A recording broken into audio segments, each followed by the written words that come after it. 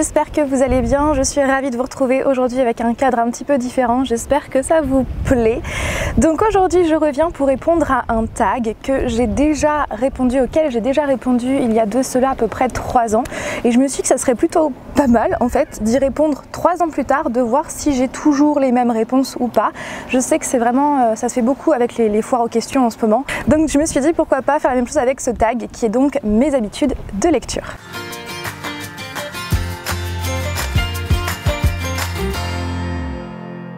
C'est vraiment mon lit parce que c'est super confortable, on est au chaud sous la couette, bref c'est vraiment mon endroit préféré. Le lit est toujours l'un de mes endroits préférés pour lire, mais c'est vrai que depuis que nous avons un canapé extrêmement moelleux, extrêmement confortable, n'est-ce pas Flavien? Oui. Et bien c'est vrai que c'est mon endroit préféré parce que voilà, c'est un canapé d'angle et je me mets dans l'angle comme ça et c'est hyper confortable avec la lumière qui est juste au-dessus, que je peux digérer, oui si vous voulez, que je peux diriger directement sur le livre, donc c'est hyper pratique. Donc mon endroit préféré, c'est maintenant, en plus de mon lit, c'est aussi ce canapé.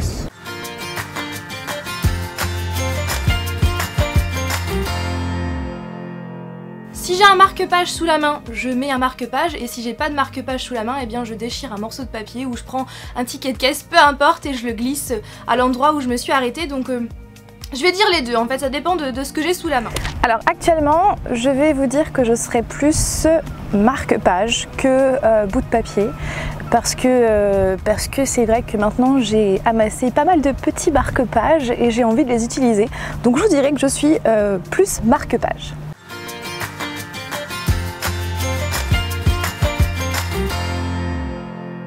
J'attends toujours la fin d'un chapitre.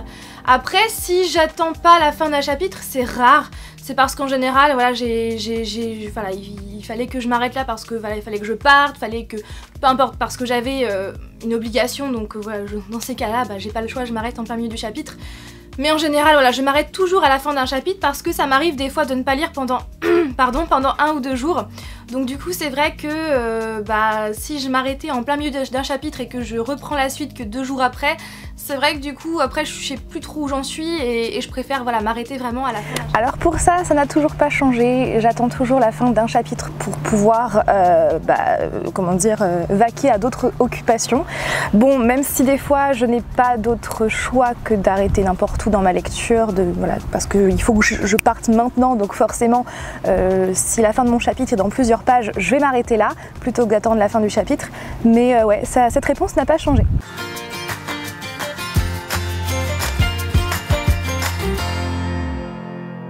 Non, je ne bois rien, je ne mange rien parce que c'est vrai qu'en général je lis toujours en fin de soirée, tard dans la nuit et c'est vrai que bah, à ce moment-là j'ai ni faim ni soif donc voilà, je ne mange pas, je ne bois pas non plus.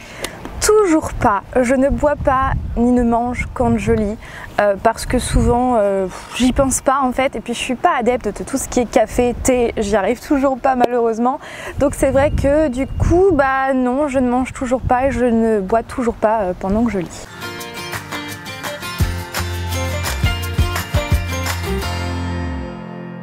Ni l'un ni l'autre, pareil, parce que j'ai déjà essayé, pourtant j'ai déjà essayé d'avoir la télévision en fond lorsque je lis, mais à chaque fois je n'arrive pas à me concentrer, c'est pareil pour la musique. J'aimerais pourtant écouter de la musique en même temps que je lis, mais je n'y arrive pas parce qu'à chaque fois je n'arrive pas à rester concentrée sur mon livre et du coup bah, c'est un petit peu embêtant. Alors ça a bien changé puisque depuis, oui, je peux lire avec la télé en fond, avec une musique en fond et ça je suis très contente parce que je n'arrivais pas du tout à faire les deux en même temps, lire en même temps qu'avoir un fond sonore. Maintenant je le peux et c'est génial parce que du coup je peux écouter de la musique, certaines musiques en même temps que certains types de romans, donc c'est génial. Et puis souvent quand Flavien regarde la télé, moi je lis en même temps. Donc voilà, ça ne me dérange plus et ça je suis tellement contente de pouvoir enfin faire ça, je suis trop contente.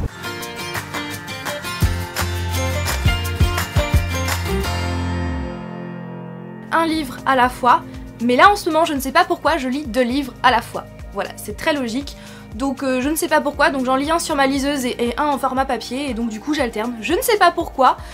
parce que d'habitude je ne fais jamais ça, mais voilà, faut un début à tout.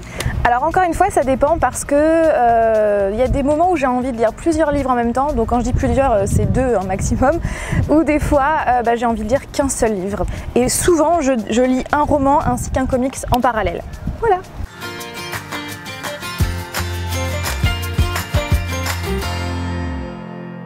Je lis chez moi. Si je lis en dehors de chez moi, c'est parce que par exemple j'ai de l'attente, donc par exemple dans une salle d'attente, et bien dans ces cas-là j'emmène ma liseuse. Après bien évidemment en été je lis sur la plage. Et aussi, et bien par exemple au mois de septembre avec mon chéri on va partir en voyage. On a 11 heures d'avion, donc du coup là pour le coup je vais emmener...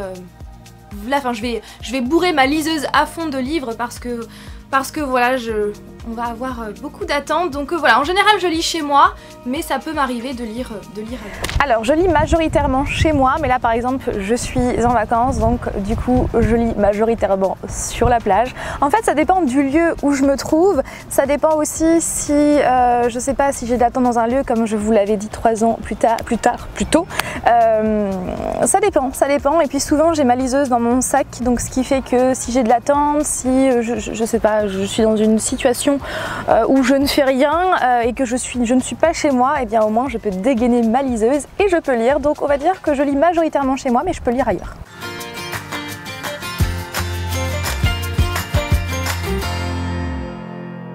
Maintenant je lis dans ma tête, mais c'est vrai que quand j'ai commencé la lecture, donc quand j'avais 15-16 ans, c'est vrai qu'il m'arrivait souvent de lire à voix haute parce qu'à ce moment-là j'étais quelqu'un qui parlait vraiment très vite, et de lire à voix haute ça me permettait de détacher chacun de mes mots et de parler moins vite pour le coup, et c'est aussi grâce à ça que j'ai réussi à parler de moins en moins vite.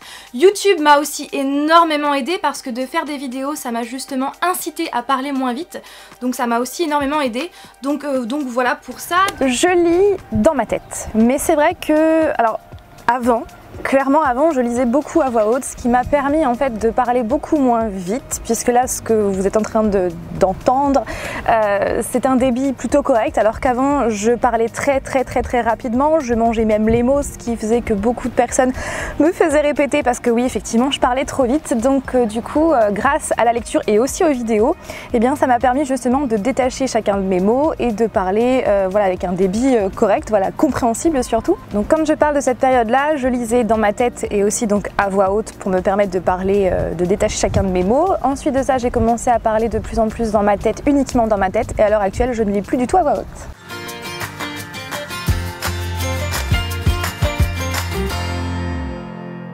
Oui, ça m'arrive malheureusement.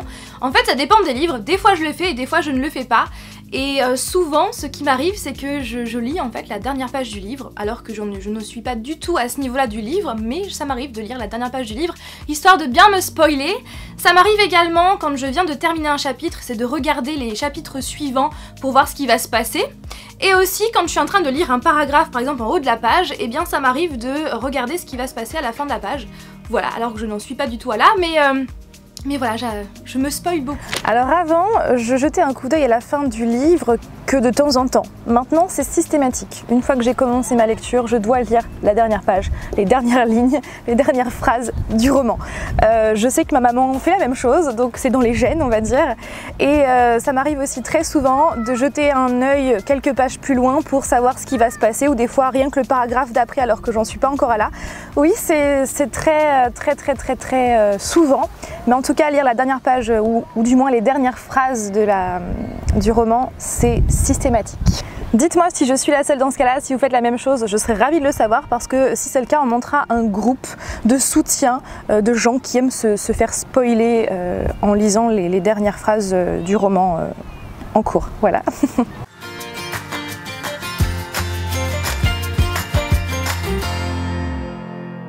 Le garder intact, ça c'est clair et net. Je déteste quand les livres ont la tranche cassée, parce que c'est vrai que les livres ça coûte cher. D'ailleurs moi majoritairement j'ai des livres en grand format et ça coûte très cher. En général c'est entre 13, 15, 20 euros des fois, voire plus.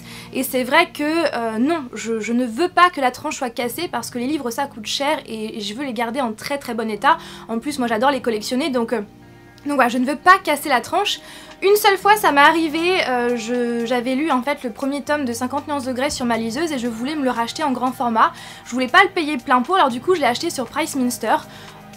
Quand je l'ai acheté, en fait sur la fiche, la page de vente, il mettait qu'il était en très bon état, et quand je l'ai reçu il avait la tranche mais v'là cassée je ne sais combien d'endroits.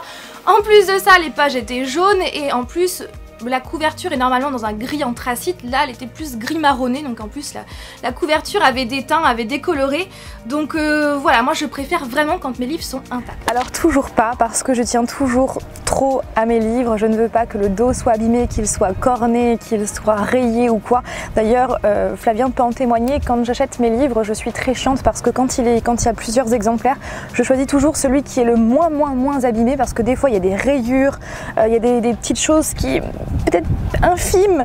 D'ailleurs c'est pour cette raison que pour le 4e tome de Miss Peregrine et les enfants particuliers de Ron Sumriggs, saga que je vous conseille à 1,000,000%, eh bien j'ai fait plusieurs librairies avant de trouver l'exemplaire qui m'allait, parce que les pages étaient toutes gondolées. Donc au final j'ai quand même pris un exemplaire qui avait des pages gondolées parce que ils étaient tous comme ça apparemment, mais voilà, oui, je suis un petit peu embêtante par rapport à ça, donc c'est vrai que non, je ne veux pas les abîmer parce que j'y tiens trop en fait.